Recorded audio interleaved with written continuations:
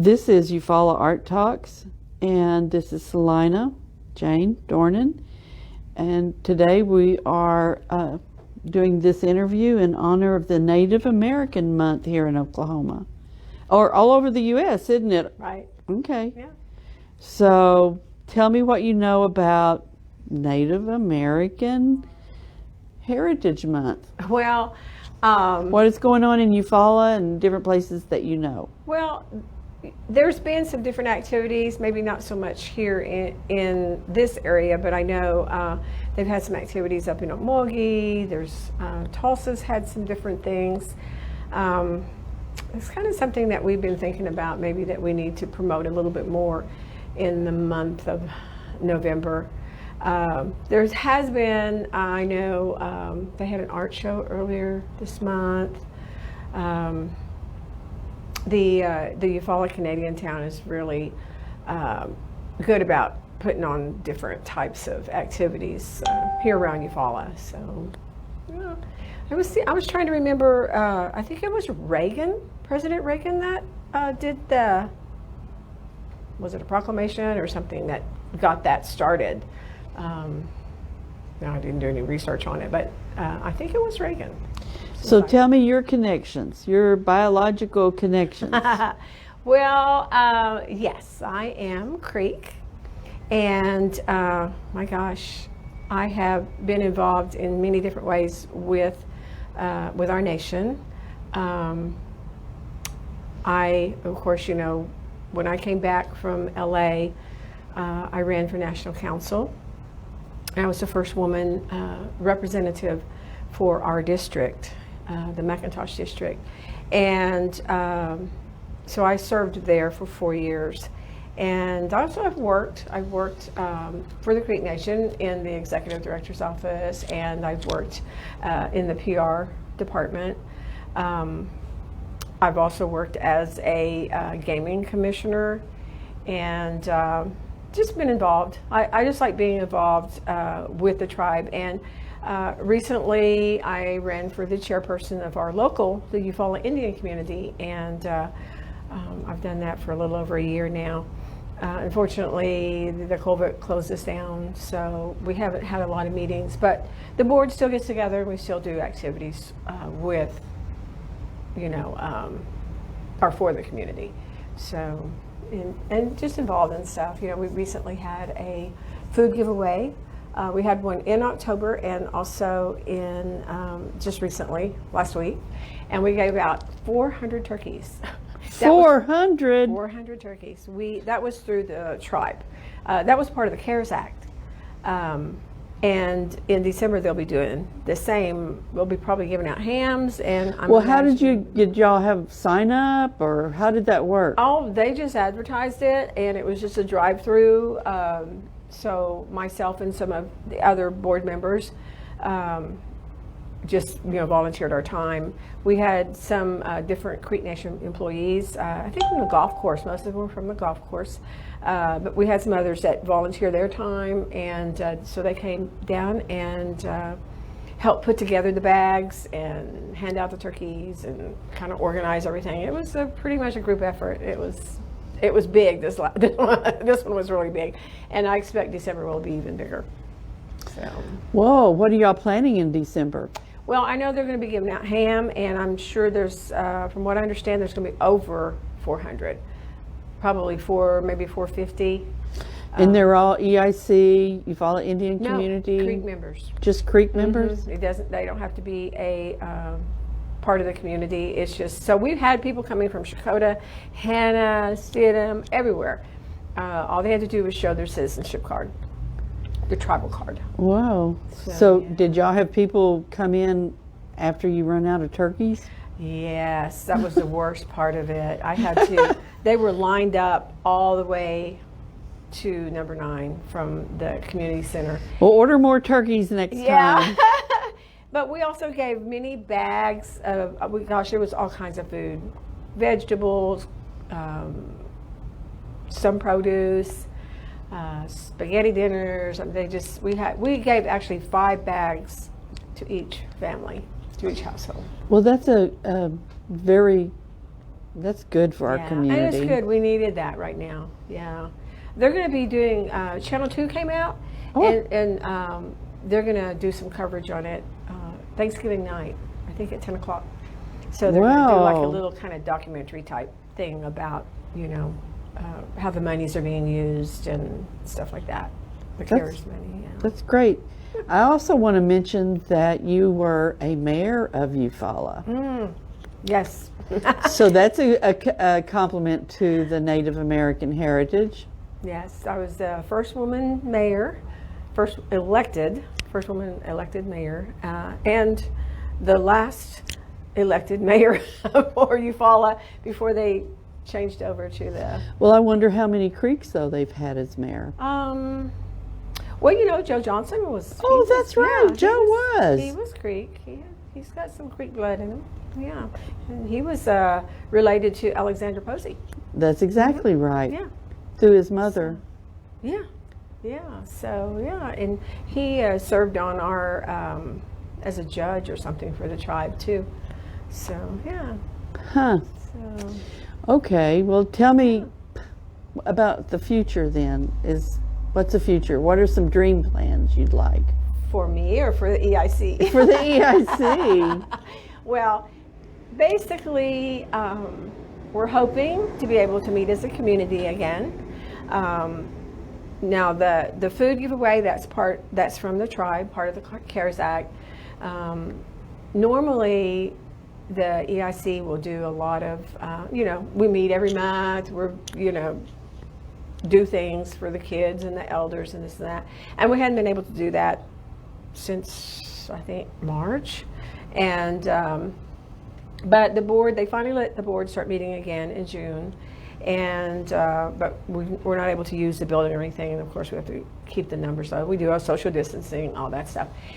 But for Christmas, we are going to do a drive-through like gift basket for this is for only EIC or the Eufaula community members, and they have to live within the boundaries of. So the EIC, the Eufaula Indian community, really does just mean Creek members in Eufaula? Right. Well, we have boundaries. So, for instance, Hannah has their own community there. So, and it's chartered communities that was created back, I can't even remember. And they get grant money from the tribe to help, keep the communities going. Basically, we do activities, we help how we can, we get information to our members. We have the nutrition center, and that they're still meeting for lunch? Oh, well, they have pickup. Yeah. Oh, they just have. Yeah, and that building they rent from the community, but it's of course through the tribe, the nutrition program, and but most of those people are also our community members. So, as long as they're Creek and they live within our boundaries, you just like Shakota has their own as well. So Shakota members couldn't come and because this is our monies for the community that's getting that. So, but we do have a sign up, so they do have to call the office and sign up so that we can budget and purchase and plan. So that is how they'll be able to get it. We'll have, the traditional orange and apples, a bag with the Christmas candy. We're going to have some small gifts, and hopefully we'll get a few things for the kids. But they need to call the office and sign up, the EIC office, which is 918-689-5066. And be sure to get on the list, because if you're not on the list, you won't be able to receive it. And we want to get the word out, so call your friends, neighbors, cousins, aunts and uncles, let them know that it would be for each member. Everyone that signs up will get a bag. So. Well, then this leads to the next question. How about for Selina, personally? Well, what's your future look like as a Creek Indian here? Yeah. Successful, actually. Well, thank you. I feel very blessed. I mean, I have done so much in my life, and I feel like everything I've done has led me to the next thing. And, you know, I've always wanted to be a role model, an example to other Creek people, and especially the young ladies and the girls, to encourage them to, hey, you can do it. I mean, I honestly would have never thought when I left here, before I went to California, that I would ever be mayor. That was not, you know, that wasn't something that I grew up saying that I was going to do. I guess becoming part of the National Council gave me a bigger picture of things. And I had a business here, you know, I had the Merle Norman here, and which got me more involved with the city and seeing things that were happening, being involved with the chamber, with the Arts Council, all the different organizations. And so I saw a need, and I had a couple of people say, you should run. So I did. And I really enjoyed giving back to the people. And, you know, and it did bring some awareness to, I think, our local, you know, our local community, Native community. And so. Kind of gave them a different perspective, didn't it? Yeah. It's like, I'm a part of this too. Yeah. And more powerful, actually, not different, just more powerful. Right. So I was able to represent not just our local community, but our local Native community, you know, not just the Creeks, but, you know, we have a lot of people that live here that are from other tribes, and they can become a member of the EIC. They're considered an associate member, so they can come to our meetings, and there's some things that they're not able to get, but, you know, and that's just because of the restrictions from the money that we get from the tribe. But yeah, we encourage all natives to come out and be a part of the community, because it's the Indian community. So, yeah. I don't know. I retired a couple of years ago, and my husband was retiring, so I chose to retire, and I've stayed just as busy. For a while, I didn't do anything actively. I needed that break because, you know, after I was mayor, I ran for Senate, and after I ran for Senate, you know, I made it up to the general election, and I didn't win. But that's campaigning is a lot of work. And then I turned around immediately and ran for second chief. So I've had my fill of campaigning, but I always felt. No, you're talking about the Oklahoma Senate. You're not talking about any tribal Senate. The Oklahoma State Senate, and that was an eye-opening experience as well. A whole different politics, but I really felt like after I had been on the council and serving as mayor, I saw such great need, especially for our area. And that's what pushed me to run.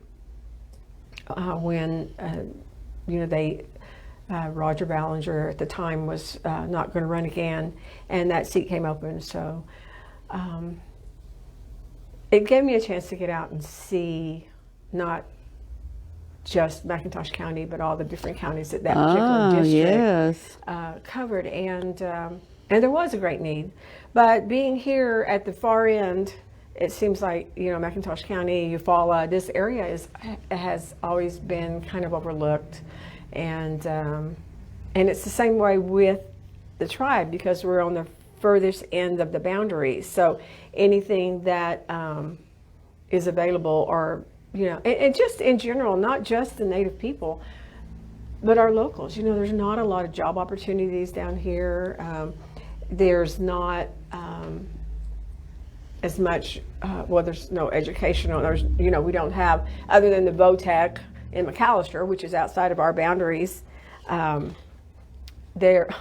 dog, I keep looking down, my dog is with me, so she's trying to get my attention. But I just think there is a big need here, and I'm hoping that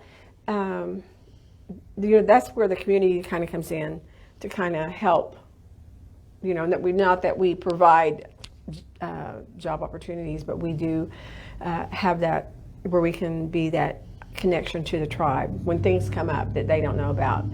We have we have a Facebook page, so I try to post things that are happening up at Muscogee that maybe some of our people down here don't know about, and any opportunities, job opportunities, educational opportunities, that we try to keep them in the loop. And I think that's, we're kind of a communal, we love to get together. And I think that's the one thing that we're lacking right now. It's not because of COVID, we haven't been able to come together as a community. And there's that void that. Well, anyway, but you were asking about what I have planned for the future. And I think as being retired, I can basically volunteer my time, like to the Arts Council and to the Eufaula Indian community. Yes, I'd like to mention you are a board member with Eufaula Area Arts, and so we're very proud to have you. And it's been fun. I'm glad now, when I was mayor, I couldn't sit on the board and be as active. I tried to support all the organizations in town and show up to their events and stuff, but so I'm glad now that I can be more involved.